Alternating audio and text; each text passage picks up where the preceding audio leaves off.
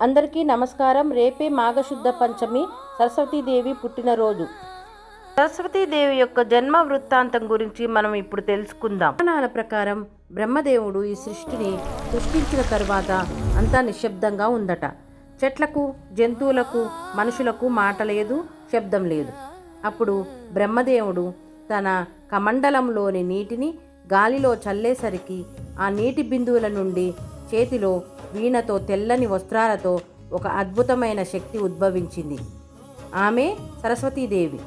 ఆమె తన వీణను మీటగానే ప్రపంచానికి గొంతు వచ్చింది. సామవేదం పుట్టింది. సంగీతం, సాహిత్యం, కళలు మొదలయ్యాయి. అందుకే ఈ రోజును మనం సరస్వతీ జయంతిగా జరుపుకుంటున్నాము. ఈ పవిత్రమైన రోజున చిన్నపిల్లలకు అక్షరాభ్యాసం చేస్తే వారు గొప్ప విద్యావంతులు అవుతారని నమ్మకం. అంతేకాకుండా ఉద్యోగ ప్రయత్నాలలో ఉన్నవారికి కూడా మహాశుభయోగం ఇది. ఈ వసంత పంచమి, శ్రీ పంచమి రోజున గ్రహాల స్థితిగతులు చాలా అరుదుగా, అద్భుతంగా ఉన్నాయని జ్యోతిషులు చెబుతున్నారు. దీనికి సంబంధించిన ముఖ్య కారణాలు ఏమిటంటే 20 సంవత్సరాల తర్వాత వచ్చిన మహాశుభయోగం.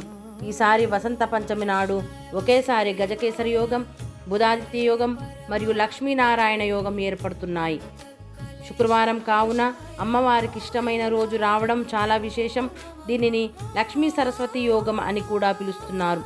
ఇలాంటి కలయిక చాలా అరుదుగా వస్తుంది. దాదాపు 20 ఏళ్ల తర్వాత ఇలాంటి శక్తివంతమైన గ్రహస్థితి కుదిరిందని పండితుల అభిప్రాయం.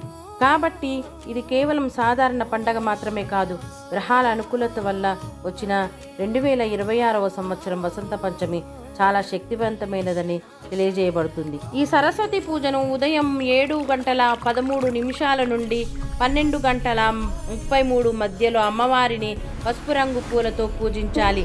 పేద విద్యార్థులకు పుస్తకాలు లేదా పెన్నులు దానం చేయడం వల్ల సరస్వతీదేవి అనుగ్రహం లభిస్తుంది. అమ్మవారికి ఇష్టమైన నైవేద్యం రవ్వ కేసరి లేదా పాయసం నివేదించటం ఉత్తమం.